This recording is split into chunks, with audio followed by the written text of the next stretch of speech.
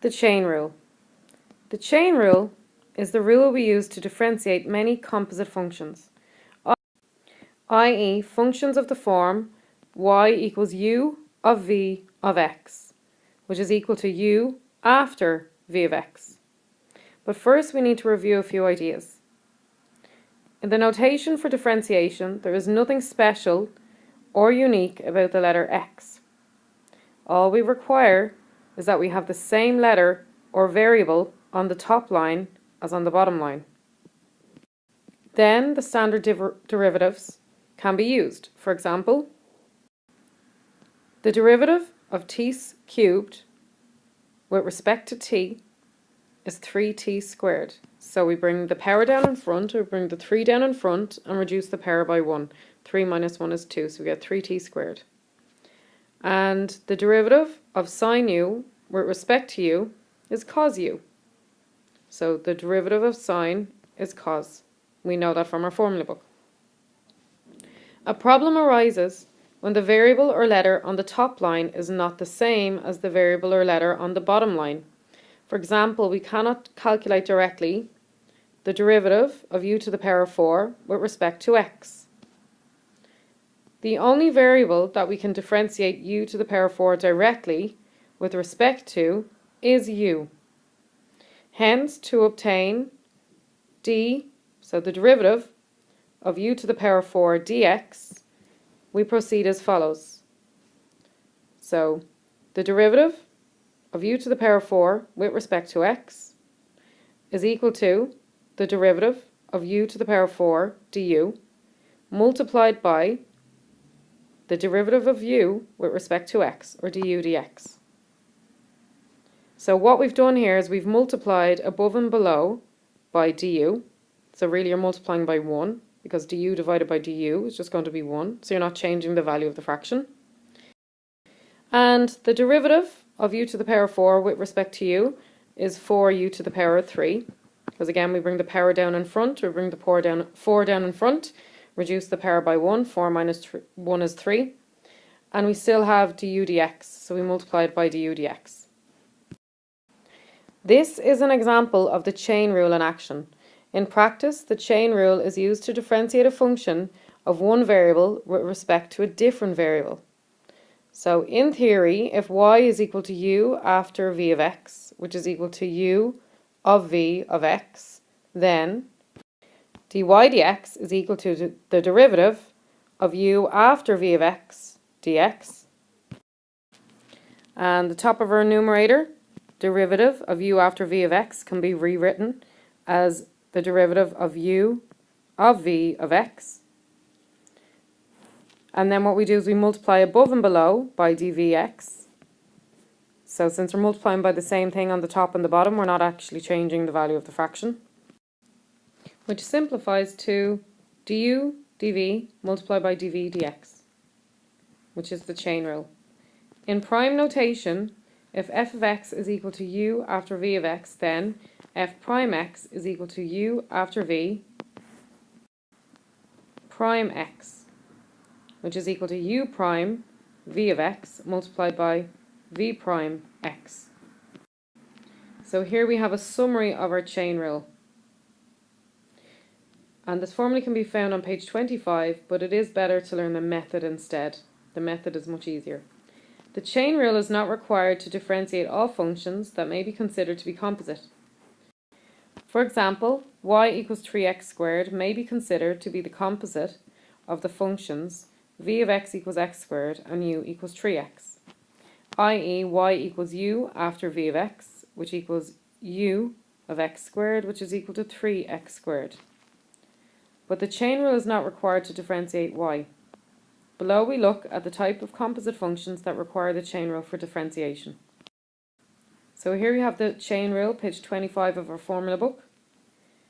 And if you notice that the u is outside of the v and the x, so du dv is the derivative of our outside function, and the v is on the inside, so dv dx is the derivative of our inside function. So we differentiate the outside, then we differentiate the inside, and then we multiply. So these are stuck together, which means multiply. So chain rule for powers. The chain rule must be used to differentiate a power in the form of y equals u to the power of n. If n is a constant and u is anything other than exactly 1x.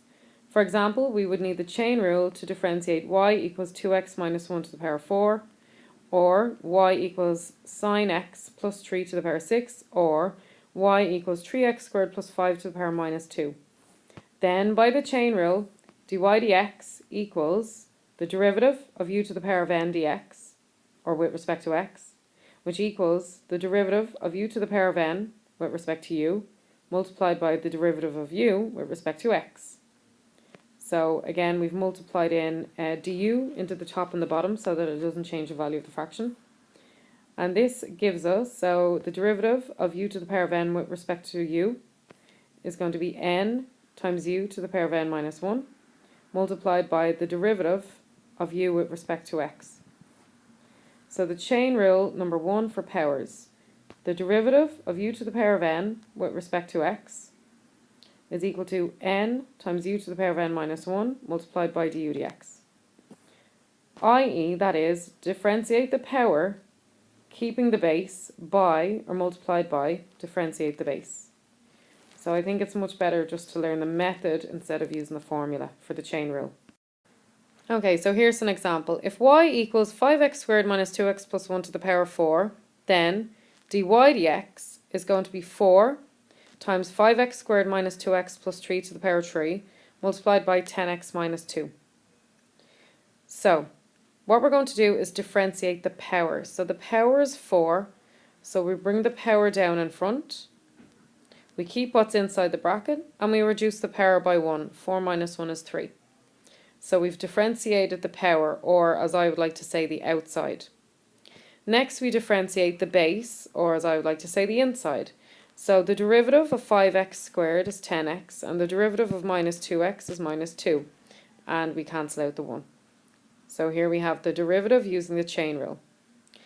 Next example, if y is equal to 3 sine x minus 2 to the power of 5, then dy dx is going to be 5 times 3 sine x minus 2 to the power of 4, multiplied by 3 cos x. So again, we differentiate the power first, or the outside. So the 5 comes down in front, and we reduce the power by 1. 5 minus 1 is 4. And next we differentiate the inside, or the base. So the derivative of 3 sine x is 3 cos x, and we can't differentiate minus 2. So this is the derivative of this using the chain rule. Having found the derivative, we can be asked to use algebra or trigonometry, to write it in a specified form. If y equals the square root of 2x squared plus 1, find dy dx in terms of x and show that it can be written as 2x over y. When differentiating roots, again, we should start by writing them as powers. So y is equal to the square root of 2x squared plus 1 can be rewritten as 2x squared plus 1 to the power of a half. So by the chain rule, dy dx is equal to a half times 2x squared plus 1 to the power of a half minus 1 multiplied by 4x.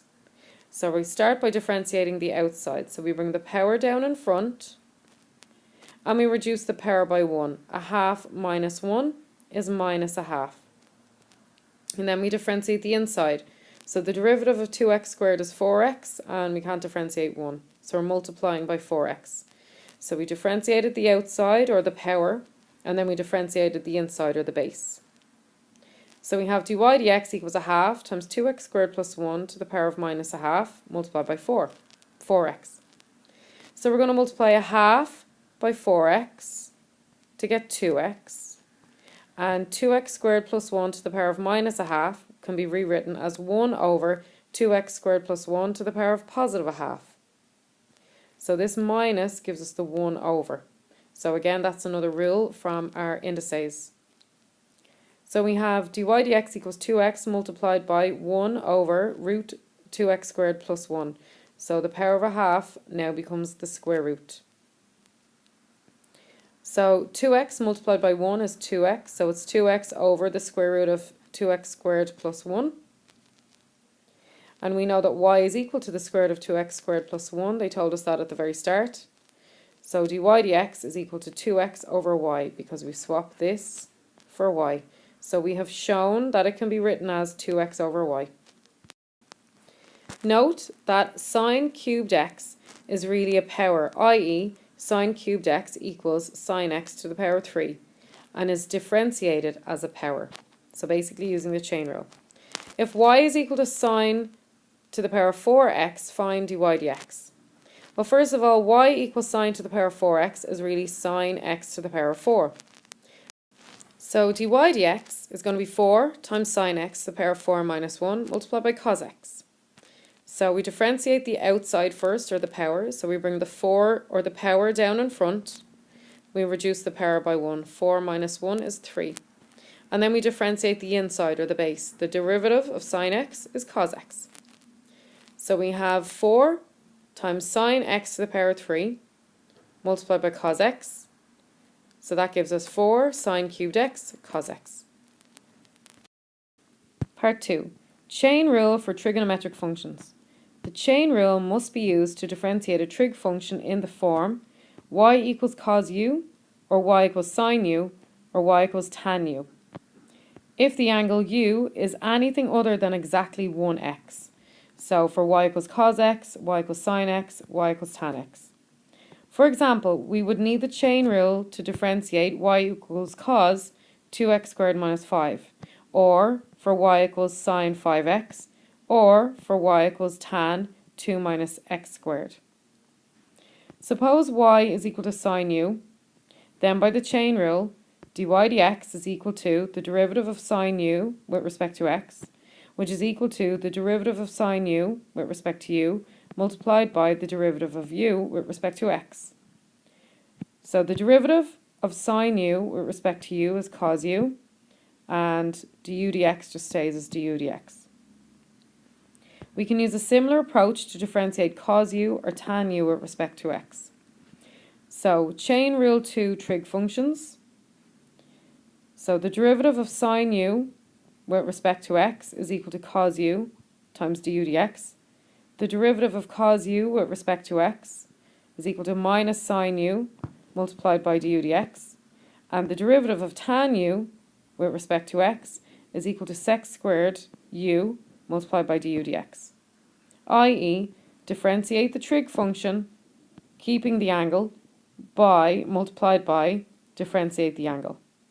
So the trig derivatives, page 25, but the formulas for trig chain rule are not given. So these formulas are not given. So it's important to learn off this method. So differentiate the trig function, keep the angle, and multiply that by the derivative of the angle. So again, our rule is differentiate the trig function, keep the angle, multiplied by differentiate the angle. So if dy dx is equal to y equals sine 4x, so we have y equals sine 4x, dy dx is going to be cos 4x multiplied by 4. So we want to differentiate the trig function, so the derivative of sine is cos. We keep the angle, we bring down the 4x, and we multiply that by the derivative of the angle. The derivative of 4x is 4. And then cos 4x multiplied by 4 is 4 cos 4x. Find dy dx if y is equal to cos 3x squared minus 2. So y is equal to cos 3x squared minus 2. So dy dx is minus sine times 3x squared minus 2 multiplied by 6x. So we differentiate the trig function, so the derivative of cos is minus sine. We keep the angle, so we keep 3x squared minus 2 with brackets. And we multiply that by the derivative of the angle. So the derivative of 3x squared is 6x, and we don't differentiate the minus 2. So we have minus sine times 6x is minus 6x sine, and that's stuck onto the angle 3x squared minus 2. Make sure that the angle is after the sine. Okay, and then find dy dx if y is equal to tan 1 minus x squared. So y is equal to tan 1 minus x squared, so dy dx is going to be sec squared times 1 minus x squared times minus 2x. So we differentiated the trig function, the derivative of tan is sec squared, We kept the angle, so 1 minus x squared, we keep that with brackets. We multiply it by the derivative of the angle. So the derivative of 1 is 0, and the derivative of minus x squared is minus 2x. So then sec squared by minus 2x is minus 2x x squared, and that's stuck onto the angle, so 1 minus x squared. Make sure that the angle comes after the sec squared.